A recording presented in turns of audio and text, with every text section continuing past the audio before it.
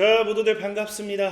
강태공입니다. 자, 금요일은 양자 로보틱스 시대가 임박했다. 엔비디아 젠슨항도 투자하는 아이온 큐를 뛰어넘을 유일한 기업이 될 겁니다. 과연 어떤 기업이 이렇게 될 것인가에 대한 부분을 방송을 통해서 또 이야기해 보려고 하니까, 방송 전 늘 말씀드리는 여러분들의 좋아요, 구독하기, 댓글까지 너무나 많은 힘이 된다라고 말씀드리면서 오늘 방송 시작해 보도록 하겠습니다. 자, 일단 이 양자 로보틱스에 대한 시대가 임박했다. 오늘 또 양자 컴퓨터 관련해서도 또 어떻게 보면 긍정적인 미래 관련되는 발표 모멘텀 자료들이 나왔습니다. 자, 어떤 부분이 나오기 시작했느냐? 자, 보면은 뭐라고 하느냐? 양자 감지 분야에서 소음을 이기는 것보다 더 좋은 것은 무엇일까? 소음과 타협하는 것이다 라는 내용의 보도자료가 오늘 이제 9월 10일자 어제자로 나왔어요. 그래서 실질적으로 이 소음이라는 게 우리가 뭐 일상생활 할 때도, 잠을 잘 할 때도 뭐 이런 소음이 굉장히 민감할 정도로 양자 물리학 법칙을 이용하려고 할 때도 소음은 굉장히 성가신 존재라는 거 여러분들 지금까지 알 수 있었을 거예요. 실질적으로 과거에도 계속해서 뉴스가 나왔던 게 뭐냐? 양자 컴퓨터의 가장 근본적인 문제가 굉장히 민감하다. 그러니까 이거를 우리가 투자 발전하는 데 있어서 어려운 부분이 이 민감성이다. 민감도. 그래서 이 양자 컴퓨터를 이제 뭐 큐비트를 확장한다든지 뭐를 하는 데 있어서 이 문제 처리할 때 이 오류를 발생시킨 게 뭐다? 노이즈. 그러니까 이게 우리가 소리가 될 수도 있고, 물론 소리가 굉장히 민감하긴 해요. 그 다음에 여기 뭐 주변 환경, 뭐 온도라든지 뭐 그런 것들, 또 날씨에 대한 부분도 이제 영향을 미칠 수 있고, 정말 다양한 주변의 이제 환경들이 이 양자 컴퓨터의 큐비트의 굉장히 취약점이라는 거죠. 그래서 이 중에서 가장 컸던 게 뭐다? 소리에 대한 문제가 굉장히 컸기 때문에 기존에는 이 소음을 어떻게 잡을 것인가, 양자 컴퓨터에 있어서 소음을 어떻게 해결할 것인가 가장 큰 난제 중에 어떻게 보면 하나였어요. 근데 이번 연구 결과를 통해서 뭘 가지고 오느냐? 소음을 타협한다라는 거죠. 그래서 이번 연구 결과 발표에 따르면은 이 소음을 가지고서 어떻게 해결을 하는가를 봤더니 간단해요.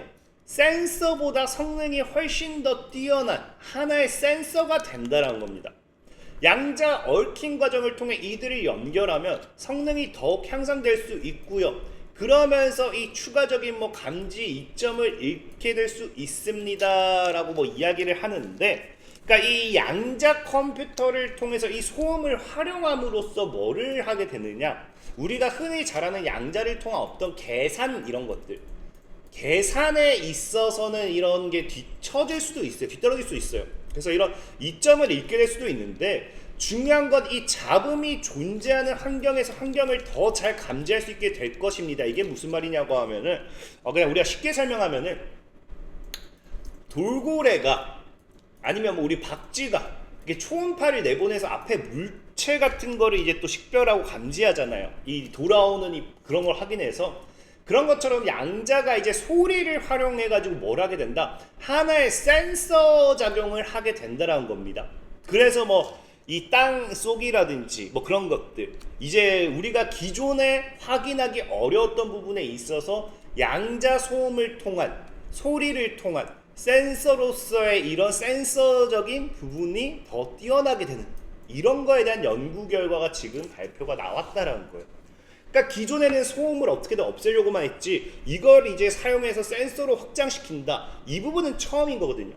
근데 이게 왜 중요하냐고 하면은, 오히려 이거를 양자 센서로서 이제 바꾸게 되면서, 만들면서 이제 어디로 다시 진화하게 되느냐? 바로 이제 여러분들이 좋아하는 로봇공학이라는 거죠. 과거부터 지금 이 로봇공학의 기술에 있어서 이야기가 됐던 게, 양자 기존 센서가 제공할 수 있는 수준을 훨씬 뛰어넘는 민감도와 정밀성을 제공하는데, 그게 뭐다? 양자를 활용한 센서라는 거예요. 그래서 양자역학을 활용하여 로봇이 이전에는 불가능했던 작업을 수행할 수 있도록 지원하는데, 이게 지금 뭐다? 이 양자 센서를 이번에 소음을 활용한 양자 센서로서의 이런 하나의 이론을 확립한 거죠. 그래서 이 연구를 통해서 이거를 밝혀냈기 때문에 이제는 어디로 지나가겠어요?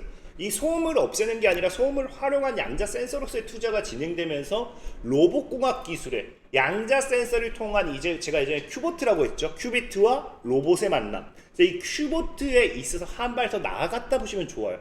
그래서 실질적인 양자 센서 같은 경우가 지금 계속해서 이제 사용되는 부분이 더 높은 감도, 탁월한 정확도, 확장된 작동 범위, 소음 내기 뭐 이런 것들. 그럼 보면 알겠지만 이 모두가 지금 필요한 것들이 기존에 이제 인간이 하기 힘들었던 영역들, 정말 이 초정밀도가 필요한 사업들. 그래서 이거의 대표적인 분야가 어디입니까? 바로 이제 여러분들도 알다시피 의료 분야겠죠, 의료 분야. 그래서 이 양자 로보틱스를 통해서 앞으로의 이제 지금 양자를 통해서도 이제 신약 개발에 엄청나게 힘을 쏟는 것처럼 의료의 영역으로도 엄청나게 올라갈 수밖에 없다라는 거예요. 그래서 실질적인 과거부터 이미 양자 로보틱스를 통한 뭐한다? 로봇팔이라든지 이런 의료에 대한 부분은 계속해서 이야기가 나왔던 거예요. 최근에도 그래서 보도가 나온 게 큐비트가 로봇을 만난다. 그래서 큐보트는 제가 정말 작년부터도 계속해서 얘기했던 거죠. 정말 우리가 이 AI의 끝판이 뭐다? AI의 끝판도 결국에 양자고, 이제 인류 AI 끝판 또 하나의 로봇이고, 그래서 이 두 가지가 만난다고 하면 정말 이건 완전히 최종 끝판왕이겠죠, 최종. 그래서 양자 이후 로봇 이후 최종이라 보시면 좋은데, 어쨌든 그래서 이 당시에도 이제 큐비트와 로봇이 만났을 때 결국에는 복잡한 동작에 대한 로봇팔 계산 속도 향상 기능이라고 하지만 이를 통해서 할 수 있는 게 뭡니까? 지금 결국에는 이런 양자를 통해서 올바른 관절 각도를 더 빠르고 정확하게 파악할 수 있도록 함으로써 우리 수술할 때 생각해봐요. 로봇팔이 들어가가지고 정말 우리가 딱 계산된 뭐 한두 번만 꺾든지 뭐 네 번만 꺾든지 끝나야 되는데 이거를 계속 휘젓는다 생각해봐요. 큰일 나잖아요. 그러니까 보다 초정밀한 이 진행이 가능하겠죠. 그래서 양자 컴퓨팅은 이제 화학, 금융, 암호학 같은 분야에서 주로 집중되어 왔는데 이제 이게 아니라는 거예요. 로봇공학은 또 다른 종류의 도전 과제를 제시하는 거고, 방금 이것을 통해서 뭐 의료 영역이라든지 수술 영역 아니면 행성 탐사, 재난 대응 등 다양한 분야에 적용이 될 건데, 여기에 이제 방금 필요했던 필수적으로 이 기술을 끌어올릴 수 있는 게 뭐예요? 우리가 휴머노이드 로봇에도 센서가 필수라고 하잖아요. 당장에 이렇게 왔다 갔다 하는데 센서, 자율주행 차량도 센서가 필수인 것처럼 그래서 이 센서에 대한 영역이 굉장히 중요한데, 이건 역시도 양자 로봇에도 역시도 이제 동일하게 필요한 부분이었던 거죠. 근데 이것이 방금 얘기했던 것처럼 소음을 통한 이제 양자 센서에 대한 부분이 이제 어느 정도 확인되었기 때문에 앞으로의 이런 양자 컴퓨터 산업에 있어서 발전성에는 더 가속도가 붙을 확률이 높다라고 보는 게 좋고요. 특히나 이 로봇 같은 경우를 보면 알겠지만 이미 과거에 이제 젠슨왕 같은 경우도 이 변곡점에 도달했다라고 이야기했을 때도 이제 양자 컴퓨터를 통한 이 쿠다 플랫폼을 공개하면서 로봇 공학까지로 이런 투자, 로봇 공학까지 나가는 미래 이런 것들에 대한 이야기를 굉장히 많이 했었어요. 그래서 로봇에 내장되어 더욱 지능적으로 행동하고 물리적 세계의 맥락에 맞춰 행동할 수 있도록 하는 게 뭐다? 쿠다 이제 플랫폼이었죠. 어쨌든 그래서 엔비디아도 과거부터 투자하고 밀어붙였던 게 퀀텀, 로봇, 큐보트, 큐보트라는 개념을 여러분들이 잊으시면 안 된다 말씀 좀 드리고 싶고, 그래서 여기서 우리가 정말로 반사익을 받는 기업이 있다라고 하면은 최근에도 얘기했다시피 저는 D-Wave 퀀텀이 정말 최근에 차트도 만들었다 했잖아요. 그러니까 D-Wave 퀀텀이 이런 부분 때문에 또 이제 점점 차트를 만드는 게 아닌가 좀 생각을 해봐요. 실질적으로 이런 큐보트의 미래 시장에 있어서 D-Wave 퀀텀이 과거에 뭐 했습니까? 제조업에서 로봇 운동의 양자 어닐링 기반 최적화했다라고 하면서 실질적인 BMW가 생산 라인에서 로봇을 사용하는 데 이걸 최적화하는 방안을 모색하기 시작했을 때 D-Wave 퀀텀을 선택했다는 거죠.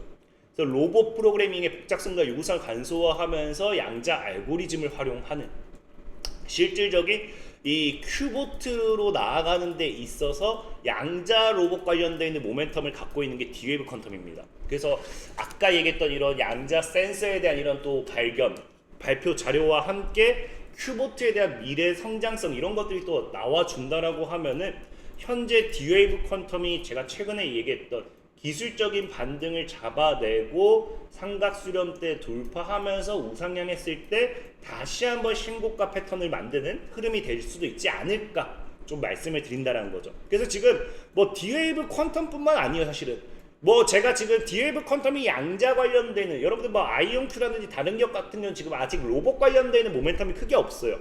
D-Wave 퀀텀만 굳이 로봇 관련되는 방금 BMW 이런 이슈가 있으니까 좀 설명을 드린 거지. 어쨌든지 여러분들이 지금 이해하셔야 되는 거는 양자와 이제 로봇의 결합도 점차 나오고 있다라는 거예요. 그만큼 양자라는 분야가 절대적으로 먼 미래가 아니다. 이걸 여러분들이 이해하셔야 된다. 라고 좀 말씀드리면서 오늘 방송 마무리하도록 하겠습니다. 지금까지 강태공이었고요. 여러분들 좋아요, 구독하기, 댓글까지 너무나 많은 힘이 된다 말씀드리면서 자 모두들 안녕.